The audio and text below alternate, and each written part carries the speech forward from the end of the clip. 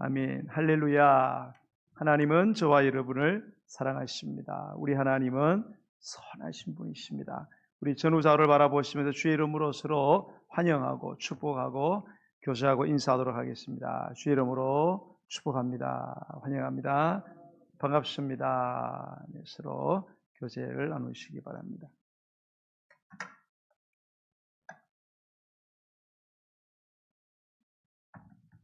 오늘 아침 우리는 예수님의 이 땅에서의 마지막 7일에 대해서 좀 함께 생각을 해보려고 합니다. 흔히 고난주간이라고 불리는 이 7일은 환호와 배신, 눈물과 피가 뒤섞인 그런 시간이었죠.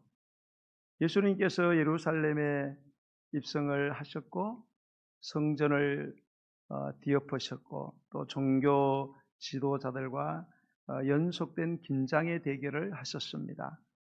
향유를 부은 여인의 아름다운 헌신이 있었고요.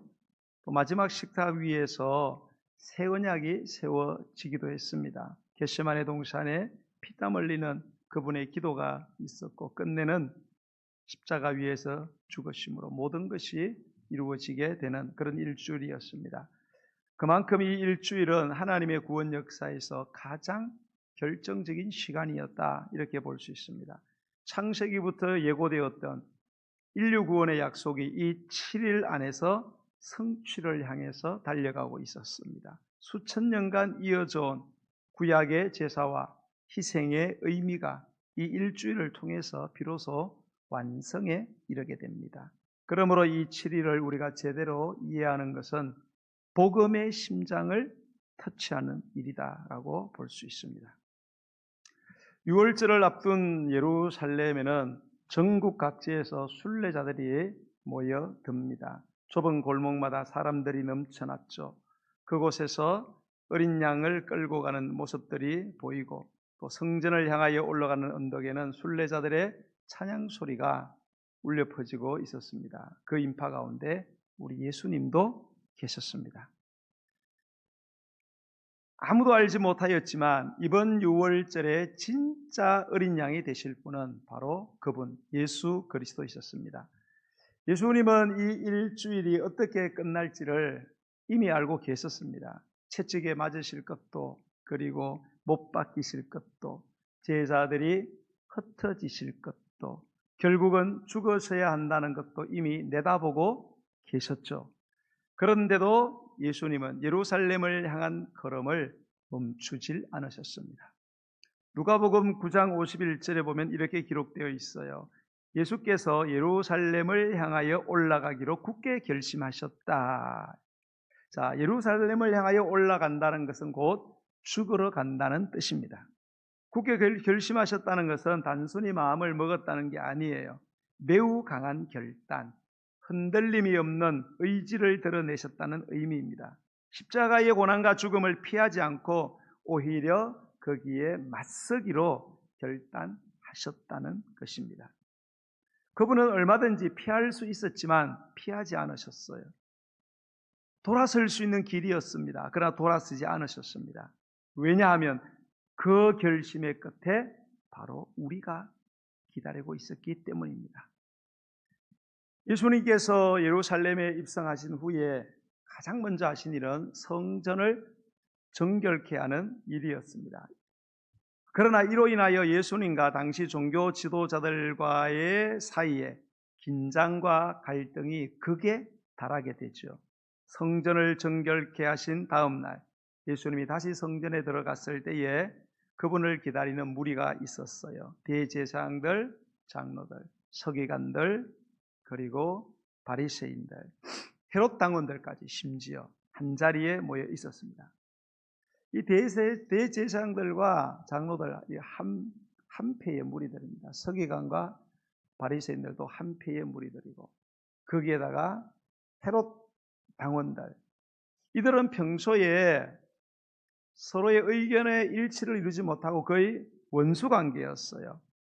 그런 자들이었지만 예수님을 공경에 빠뜨려 죽여버리겠다는 이 한 가지 목적이 일치를 하게 되자 그들은 뭉쳤다는 거예요. 비열하고도 사악한 그러한 자들이었습니다. 자, 이러한 하루 동안의 긴장의 날을 세운 대결이 저물어갈 무렵 예수님의 마음은 어떠했을까? 여러분 한번 생각해 보십시오. 그 하루 동안 수많은 함정의 질문을 받으셨습니다. 온갖 위선과 위기를 마주하신 그 하루가 저물어가는 그때의 그 무게를 한번 헤아려 보십시오. 그런데도 그분은 그 자리를 피하지 않으셨습니다. 며칠 뒤면 그들의 손에 넘겨져 죽임당할 것을 아시면서도 끝까지 가르침을 포기하지 않으셨어요.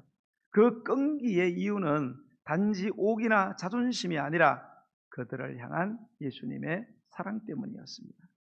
종교 지도자들과의 아슬아슬하고 불안했던 대결이 끝난 후 고난주간은 점점 더 어둡고 깊은 밤을 향하여 나아가게 되는데요.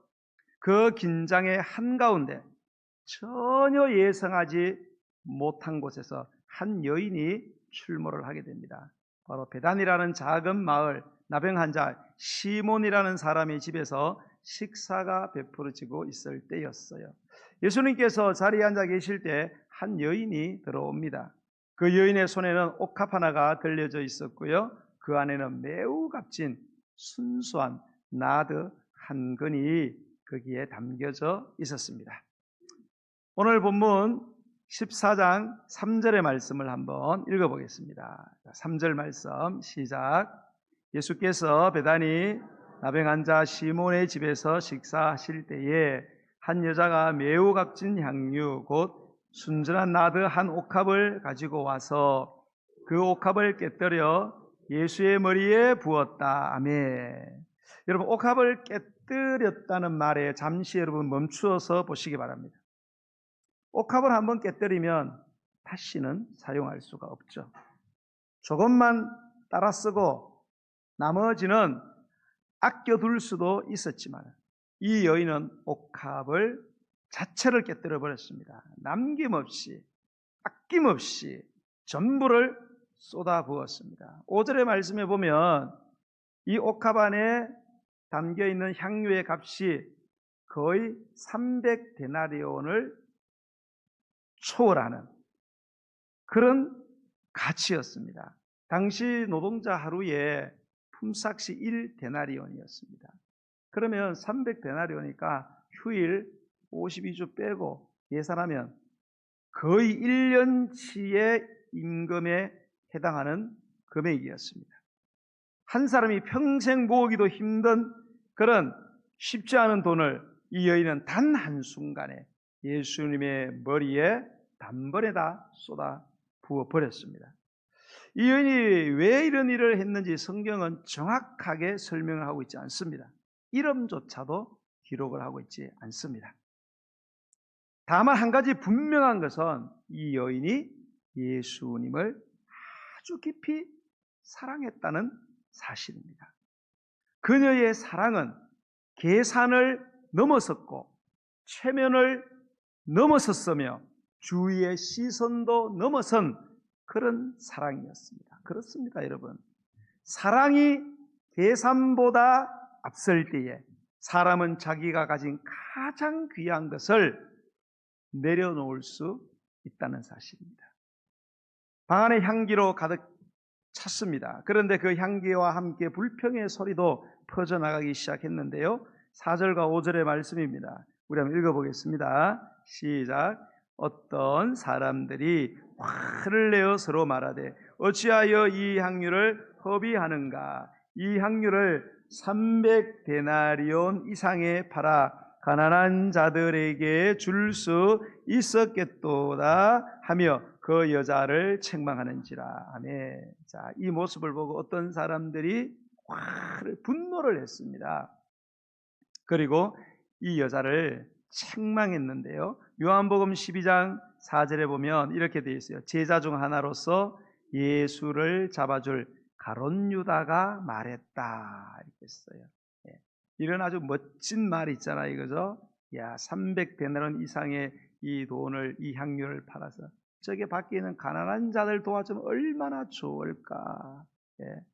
말은 멋지지요. 이거를 누가 주동했느냐? 가룟 유다가 주동했다라고 요한은 밝히고 있습니다. 자, 어쨌든 어떤 사람들은 분노하면서 격렬하게 이 여인을 비난하고 불만을 터뜨렸습니다. 계산과 손익을 염두에 둔 매우 합리적인 판단이었죠. 여러분, 300데나리온의 가치의 돈을 한 사람의 머리에 부어서 한순간에 없어지게 하는 것하고 300데나리온의 가치를 많은 사람, 그것도 가난한 많은 사람에게 주어 오랫동안 유익하게 하는 것, 어느 것이 더 경제적인 효율성에 근접한 결정이겠습니까?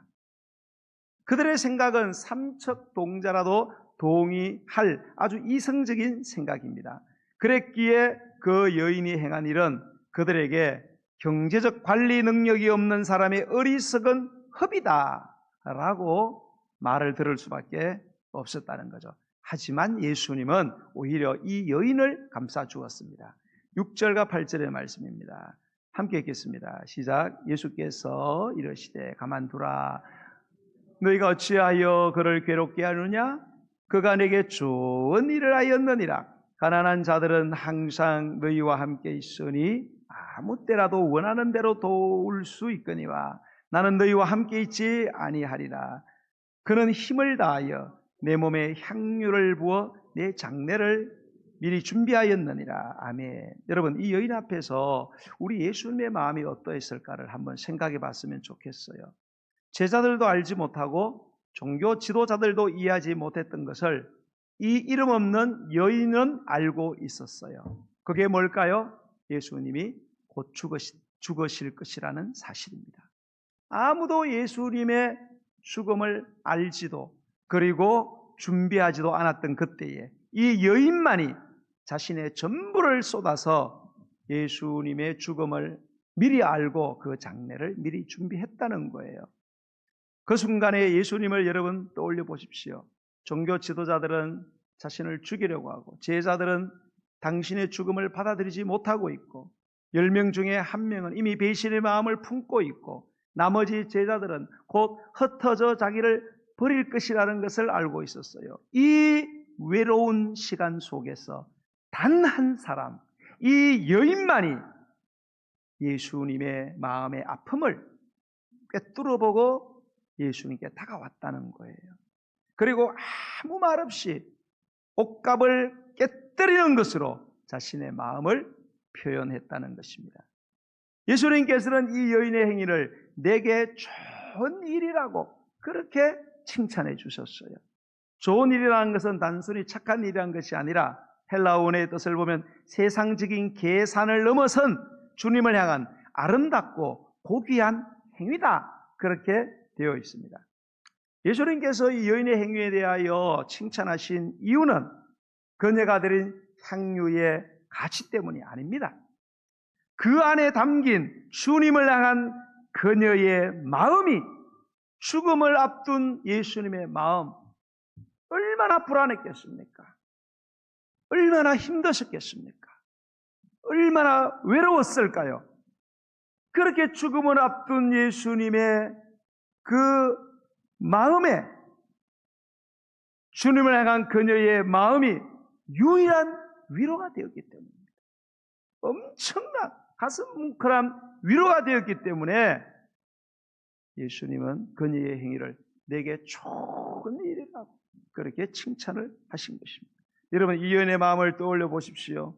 모든 것을 쏟아붓는 사랑, 남겨두지 않는 헌신, 따지지 않는 드림, 이것이 이 여인이 보여준 사랑으로 역사하는 진정한 믿음의 모습이었다는 것입니다. 사람들은 이것을 보고 흡이라 이렇게 말했지만 예수님은 내게 좋은 일이라고 칭찬하셨습니다. 세상 기준으로는 비합리적이었지만 주님의 마음에는 가장 아름답고 고귀하고 거룩한 예배와 같은 행위였다는 것입니다. 여기에서 우리의 삶을 우리가 되돌아봤으면 좋겠습니다. 사랑하는 여러분, 저와 여러분은 주님께 무엇을 드릴 때 얼마나 계산하고 있는지를 한번 돌아보지 않으시겠습니까? 시간을 드릴 때도 적당히, 마음을 드릴 때도 적당히, 물질을 드릴 때도 적당히 드리면서 나머지는 나를 위해 아껴두려고 했던 적이 아마 있었을 거예요. 옥합을 깨뜨리지 않고 뚜껑만 살짝 열어서 조금씩 따라 쓰는 것처럼 신앙도 헌신도 적당한 선에서 관리하려고 했던 날들이 저와 여러분의 마음에 떠오르지 않습니까? 그러나 이 여인은 옥합을 깨뜨려 버렸습니다. 다시는 담을 수 없도록, 되돌릴 수 없도록 완전히 깨뜨려 전부를 부어드린 것입니다. 이것이 예수님 앞에서의 참된 헌신, 순수한 헌신, 그리고 하나님이 받으시는 헌신의 모습이라는 것을 이 장면이 우리에게 보여주고 있는 것입니다. 예수님은 이 여인에 대해 놀라운 축복의 약속을 하고 계시는데요. 그게 바로 9절의 말씀입니다. 9절의 말씀을 읽습니다. 시작. 내가 진실로 너희에게 이르노니 온 천하에 어디서든지 복음이 전파되는 곳에는 이 여자가 행한 일도 말하여 그를 기억하리라 하시니라. 아멘. 자, 이 여자가 행한 일도 말하여 그를 기억하리라. 이 말은 이 여인이 행한 것도 말해져서 그녀를 기념하게 될 것이다, 그런 뜻입니다. 복음의 역사와 복음의 공동체 속에서 영원히 새겨질 기념비적인 행위가 될 것이다, 그런 뜻입니다. 수천 년이 지난 지금 우리가 이 이야기를 듣고 있지 않습니까? 이 사실 자체가 예수님의 이 약속이 이루어지고 있다는 증거가 아니겠습니까? 여러분, 우리가 이 장면에서 또 주목해야 될 또 다른 인물이 한 명이 있습니다. 그게 바로 10절과 11절의 말씀입니다. 우리 한번 읽어보겠습니다. 12 중에 하나인 가룟 유다가 예수를 넘겨주려고 대제사장들에게 가매 그들이 듣고 기뻐하여 돈을 주기로 약속하니 유다가 예수를 어떻게 넘겨줄까 하고 그 기회를 찾더라. 아멘. 향유의 향기가 가시기도 전에 유다는 예수님을 팔아넘기기 위해서 대제사장들을 찾아갔습니다. 유다가 누굽니까? 3년 동안 예수님 곁에서 함께 먹고 함께 자고 함께 살았던 제자 중에 제자입니다. 오병이어의 기적을 봤습니다. 풍랑이는 예수님의 걸어가는 모습을 봤습니다. 죽은 나사로가 살아가는 것도 눈으로 직접 목격했습니다. 무엇보다 유다는 예수 공동체의 12명의 13명의 예수 공동체의 재정을 맡은 사람이었어요. 재정 통장을 예수님이 맡길 만큼 그를 신뢰했던 그런 사람이 은 30에 예수님을 팔아넘겼습니다. 은 30은 당시 노예 한 사람의 몸값이었어요. 3년간의 동행이 노예 한 명의 값으로 퉁쳐버리고 말았습니다. 같은 시간, 같은 공간에 있었던 두 사람의 선택이 어찌 이토록 다를 수 있단 말입니까? 한 사람은 자기의 전부를 예수님께 쏟아부었는데 다른 한 사람은 예수님을 팔아서 자기 주머니를 채우려고 했습니다.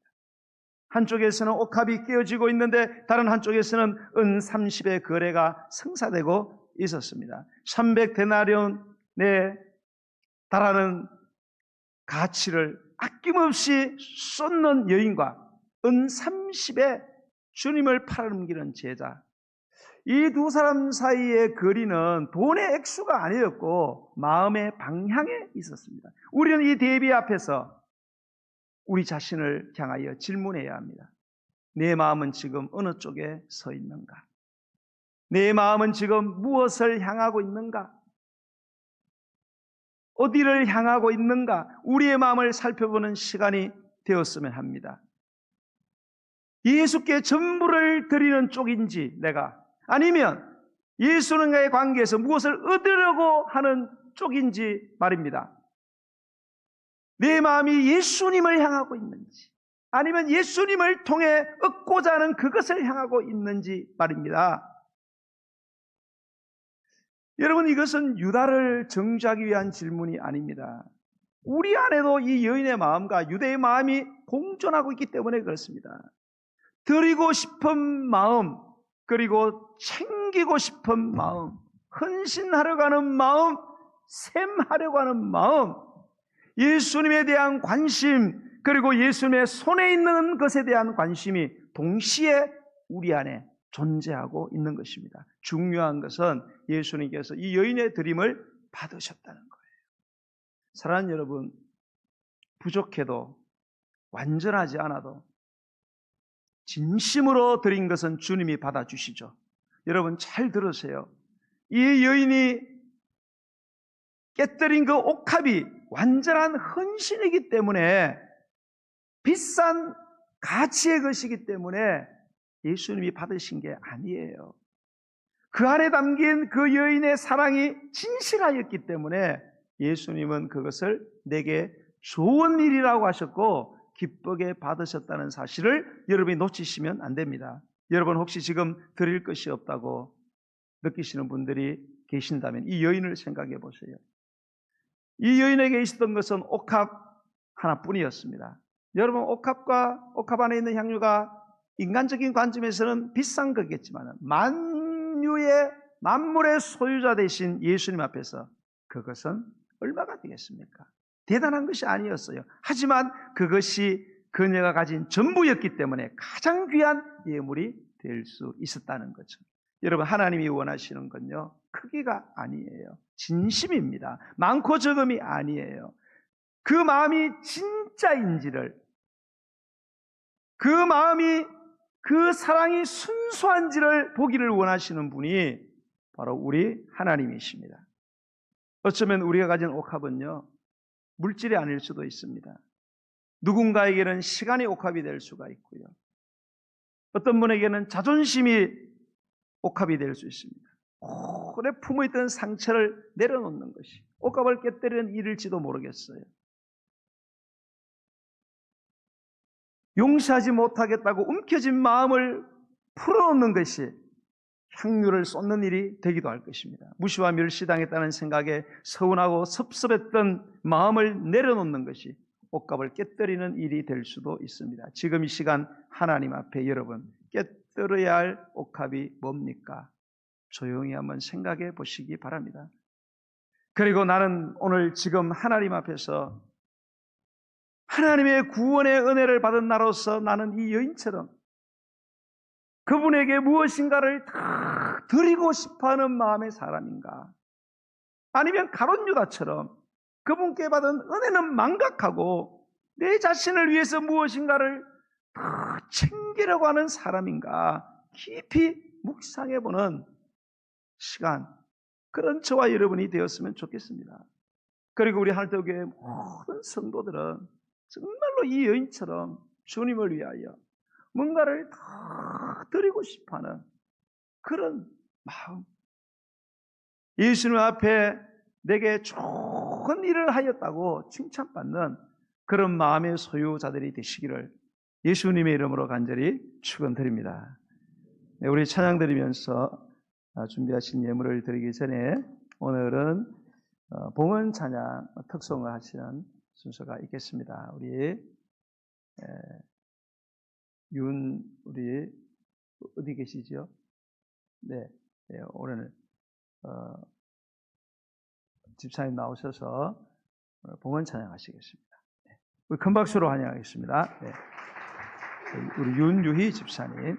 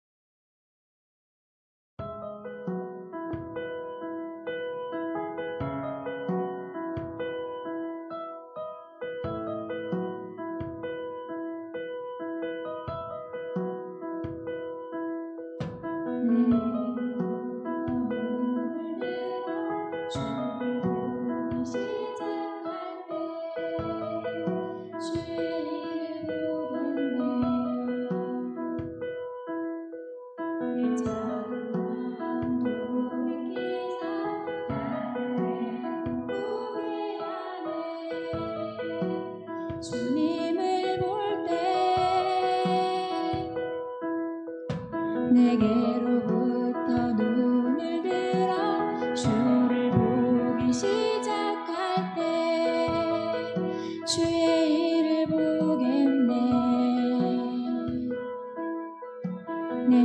작은 마음 돌이키사 하늘에 꿈꾸게 하네. 주님을 볼 때 모든 시선을 주님께 드리고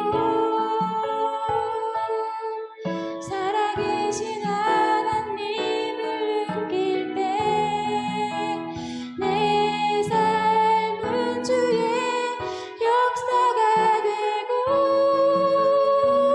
하나님이 일하기 시작하네.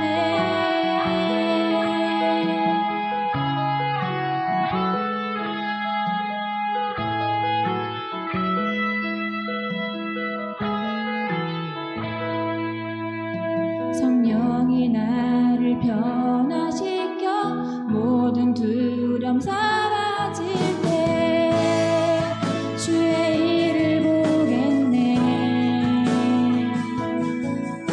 황폐한 땅 가운데서 주님 마음 알게 되리. 주님을 볼 때 모든 시선을 주님께 드리고 살아계신 하나님을 느낄 때 새 삶은 주의 역사가 되고 하나님이 일하기 시작하네. 모든 시선을 주님께 드리고 전능하신 하나님을 느낄 때 세상은 주의 나라가 되고 하나님이 일하기 시작하네.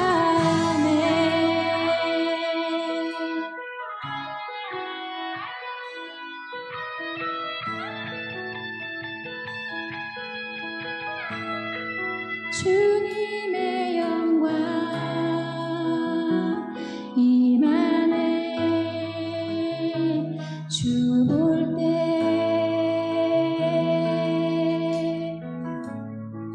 주님의 영광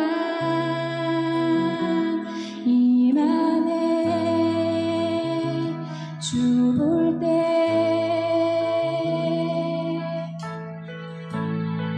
주님의 영광 임하네. 주 볼 때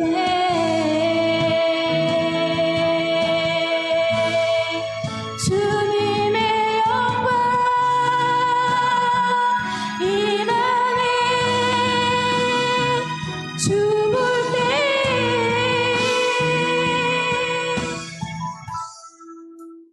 모든 시선을 주님께 드리고 전능하신 하나님을 느낄 때 내 삶은 주의 나라가 되고 하나님이 일하기 시작하네. 모든 시선을 주님께 드리고 전능하신 하나님을 느낄 때 세상은 주의 나라가 되고 하나님이 일하기 시작하네. 하나님이 일하기 시작하네.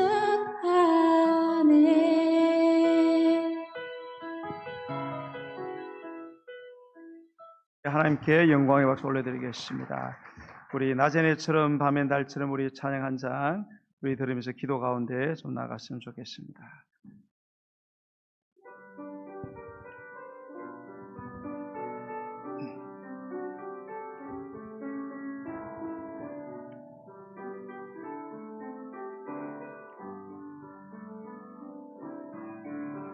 낮엔 해처럼 밤엔 달처럼 그렇게 살 순 없을까? 욕심도 없이 어두운 세상 비추어 온전히 남을 위해 살듯이 나의 일생에 꿈이 있다면 이 땅에 빛과 소금 되어 가난한 영혼 지친 영혼을 주님께 인도하고픈데 나의 욕심에 나의 못난 자가 언제나 커다란 짐되어 나를 짓눌러 마음을 공곡해 하니 예수여 나를 도와주소서. 예수님처럼 바울처럼 예수님처럼 바울처럼 그렇게 살 순 없을까? 남을 위하여 당신들의 온몸을 온전히 버리셨던 것처럼 주의 사랑은 베푸는 사랑 값없이 거저주는 사랑 그러나 나는 주는 것보다 받는 것 더욱 좋아하네.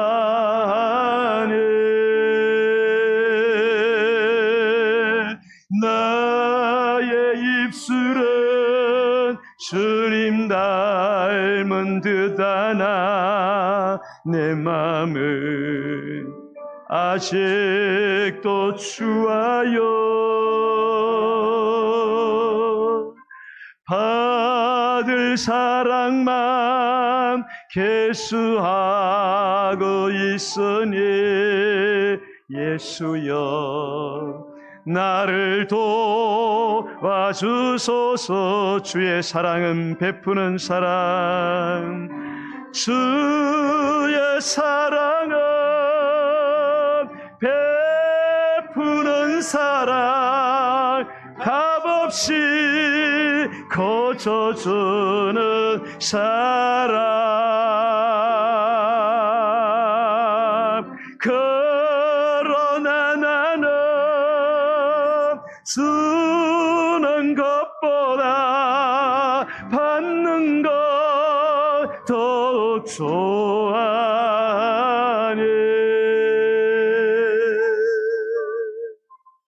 나의 입술은 주님 닮은 듯하나 내 마음은 아직도 추하여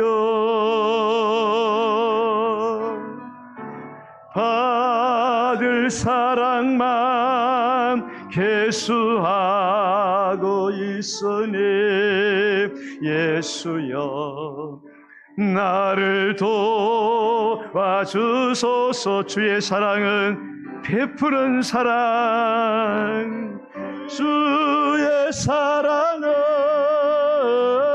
베푸는 사랑 값없이 젖어주는 사랑.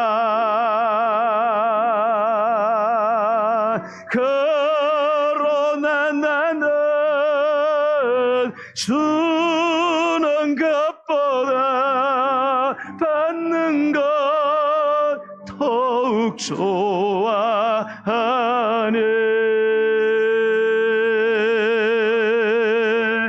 나의 입술은 주님 닮은 듯하나 내 마음은 아직도 주하여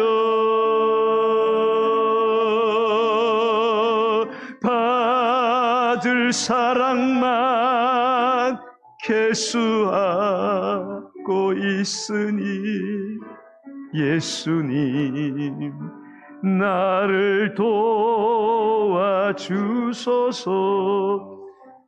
이 말씀 기억하며 우리 기도 가운데 나가지 않으시겠습니까? 저와 여러분의 마음은 어떻습니까? 더 드리고 싶어하는 마음입니까? 더 챙기고 싶어하는 마음입니까? 주님은 우리를 위해서 전부를 주셨는데 우리는 더 부족하다고, 또 부족하다고 계산하고 셈하고 자존심 내세우고 더 달라고, 그 머리가 우리의 피를 빨아먹듯이 더 달라고. 여러분, 우리는 주님이 허락하신 그 은혜 주신 주님에게 관심이 있습니까? 아니면은 주님이 우리에게 주시는 주님의 손에 있는 거기에 관심이 있습니까? 우리는 어떤 마음의 사람입니까? 우리는 이 여인과 같은 마음의 사람입니까? 가룟 유다와 같은 마음의 사람입니까? 주님, 우리의 마음이 순결하기를 원합니다. 우리 하늘교회 성도들의 마음이 순수하기를 원합니다. 주님 한 분만으로 만족하기를 원합니다. 주님의 손에 있는 것에, 주님의 손에 있는 떡에 관심 있는 것이 아니라 생명까지 아낌없이 우리 주신 예수님 그 자체에 우리의 사랑이 머물기를 원합니다. 혹이라도 우리의 신앙이 지금까지 계산을 넘어서지 못하고 가룟 유다처럼 거래하는 믿음을 가지고 있었다면 주님, 우리를 용서해 주세요. 다시 한번 첫사랑을 회복하게 해주세요. 첫사랑을 회복하게 해주세요. 첫사랑으로 돌아가게 해주세요. 언젠가 주님의 그 사랑 때문에 밤새 눈물을 흘리면서 나 같은 죄인 살리신 주님의 은혜 놀라웠다고 고백했던 그때로 돌아가서 내게 있는 모든 것 주님 만나는 그날까지 내가 더 드리기를 원합니다. 더 헌신하기 원합니다. 더 드릴 게 없어 미안해하는 마음으로 주님 앞에 설 수 있는, 그러한 정말로 주님 앞에 주님 보시기에 내게 좋은 일이라는 그러한 일을 행하는 사람으로 설 수 있는 믿음을 내게 허락해달라고 존귀하신 주님의 이름 세 번 부르고 간절하게 기도하겠습니다. 주여, 주여, 주여. 할렐루야, 할렐루야, 할렐루야. 찬양합니다. 고맙습니다. 너무나도 고맙습니다. 나 같은 인간, 나 같은 죄인, 천벌받아 마땅한